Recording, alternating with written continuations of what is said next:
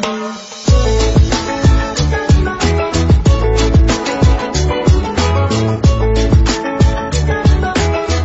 The lord. ప్రభు అయిన యేసుక్రీస్తు వారు ఈరోజు మనకు అందిస్తున్నటువంటి వాగ్దానం హోషేయ 12వ అధ్యాయం 6వ వచనం. కనికరము న్యాయమును అనుసరించుచు దేవుని యందు నమ్మిక నుంచుము. యెహోవా ఇశ్రాయేలీయులకు వ్యతిరేకి అవుట. ఎఫ్రాయిము వాళ్ళు తమ కాలాన్ని వృధా చేస్తున్నారు.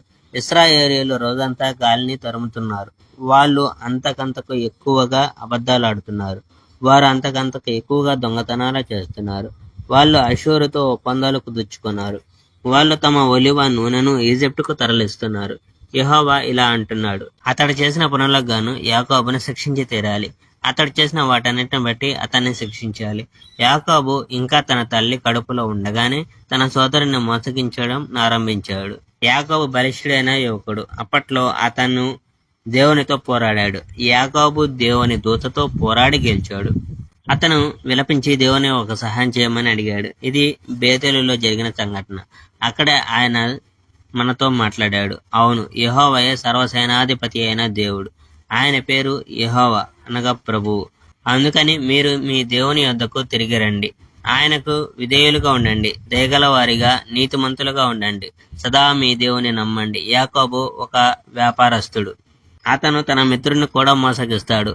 అతని తక్కెడలు కూడా సరైనవి కావు. ఎఫ్రాయిము ఇలా అనుకున్నాడు, నేను ఐశ్వర్యవంతుని, నాకు ధనరాజులు దొరికాయి, నా నేరాల సంగతి ఎవడో తెలుసుకోలేడు. మీరు ఈజిప్ట్ దేశంలో ఉన్న నాటి నుండి యెహోవానైనా నేనే మీకు దేవుణ్ణి.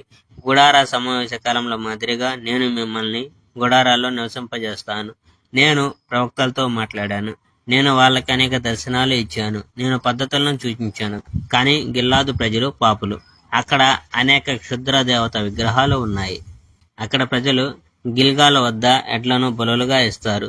వాళ్లకు బలిపీఠాలు అనేక ఉన్నాయి. దున్నిన పురంలో బురద చాళ్ళు ఉన్నట్లే వాళ్లకు బారులుగా బలిపీఠాలు ఉన్నాయి. యాకోబు ఆరామ దేశంలోకి పారిపోయాడు. అక్కడ ఇశ్రాయేలు ఒక భార్య కోసం శ్రమ చేశాడు. మరో భార్య కోసం గొర్రెల్ని మేపాడు. కానీ యెహోవా ఒక ప్రవక్త ద్వారా ఇశ్రాయేలును ఈజిప్ట్ నుండి వెనక్కి రప్పించాడు. యెహోవా ఒక ప్రవక్త ద్వారా ఇశ్రాయేలును భద్రంగా కాపాడాడు.